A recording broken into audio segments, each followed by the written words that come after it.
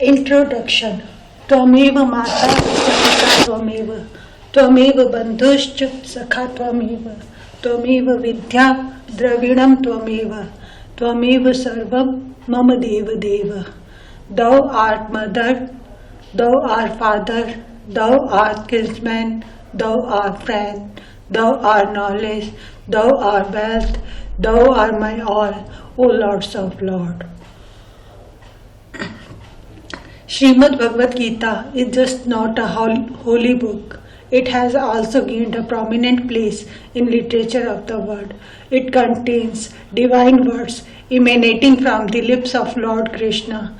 This great epic is an eloquent proof of the observation as a scripture. This book embodies the supreme spiritual mystery and secrets. Its style is so simple and elegant that with a little study one can easily follow the structure of its words. Yet the thoughts behind those words are so deep and abstruse that even for lifetime constant study of this book may not show an end of it.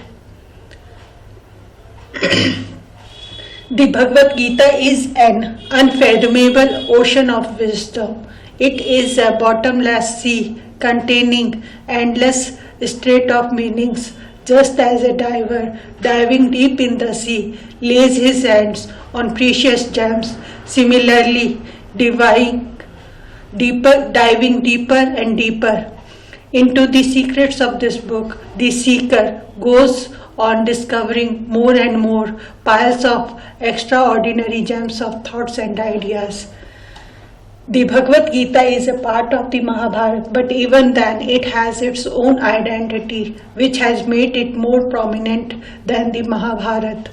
It may look to be just a narration of the happenings of the war between Kauravas and Pandavas, but it is the philosophy of life expressed from the lips of Lord Krishna, addressed to the warrior Arjun, defining following ideas. Facing your enemies in a war is an auspicious and special duty. The Lord alone is to be worshipped, and that only by doing one's own duties. Any other worship or duty should be abandoned. Devotion to the Lord is the mean to which all the rest is subservient. The Lord is far different from the whole world, and everything is under His control. He is the Supreme Being, perfect in every excellence. The human being is obliged to perform his duties without hoping for the fruits which he may get out of his performance. Srimad Bhagavad Gita has been translated into several languages, and each translation has been reviewed and commented in different ways. But this edition of Bhagavad Gita has its own distinction. It contains the original Sanskrit text, shlok by shlok, with its translation into Hindi as also in English. We hope that this edition will enlighten not only those readers who read it from religious viewpoint, but also to those who want to study this great literary work. It has been brought out in comparatively bolder type so that it can be easily read by readers of all ages. Publishers. Shrimad Bhagavad Gita Sanskrit, Hindi एवं अंग्रेजी। प्रथमो अध्याय। श्री भगवान ने अर्जुन को निमित्त बनाकर समस्त विश्व को श्री गीता के रूप में जो महान उपदेश दिया है, यह अध्याय उसकी अवतारणा के रूप में है।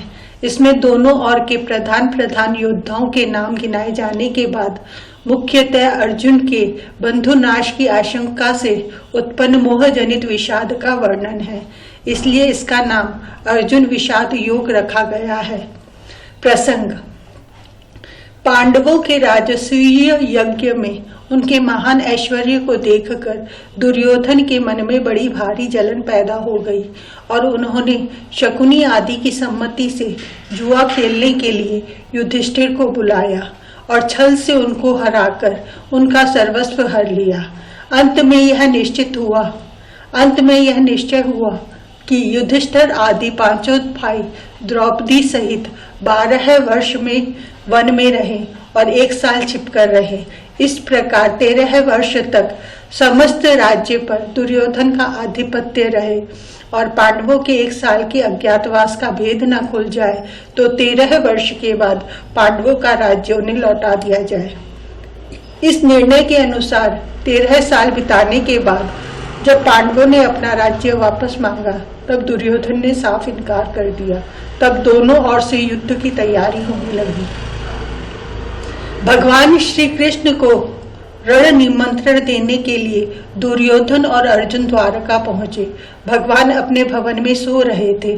दुर्योधन उनके सिरहाने एक मूल्यवान आसन पर जा बैठे और अर्जुन दोनों हाथ जोड़कर नम्रता के साथ उनके चरणों के सामने खड़े हो गए। जागते ही श्री कृष्ण ने अपने सामने अर्जुन को देखा और फिर पीछे की ओर मुड़कर देखने पर सिरहाने की ओर बैठे हुए दुर्योधन दिख पड़े। भगवान श्री कृष्ण ने दोनों का स्वागत सत्कार किया और उनके आने का कारण पूछा। तब दुर्योधन ने कहा, मुझ में और अर्जुन में आपका एक सा ही प्रेम है और हम दोनों ही आपके संबंधी हैं, परंतु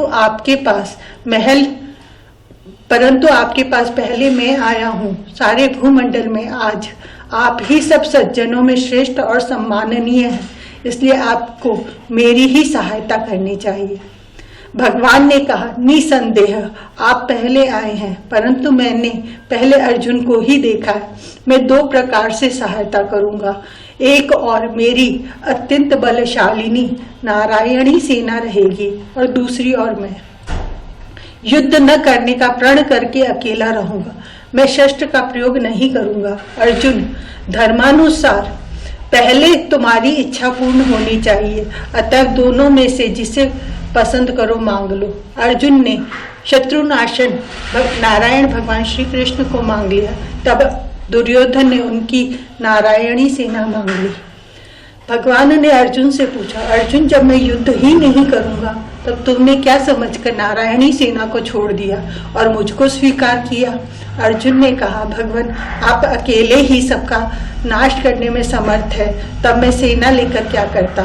भक्त वत्सल भगवान ने अर्जुन के इच्छानुसार उनके रथ के घोड़े हाँकने का काम स्वीकार किया। इसी प्रसंग के अनुसार भगवान श्री कृष्ण अर्जुन के सारथी बने और युद्ध आरंभ के समय कुरुक्षेत्र में उन्हें गीता का दिव्य उपदेश सुनाया। अस्तु।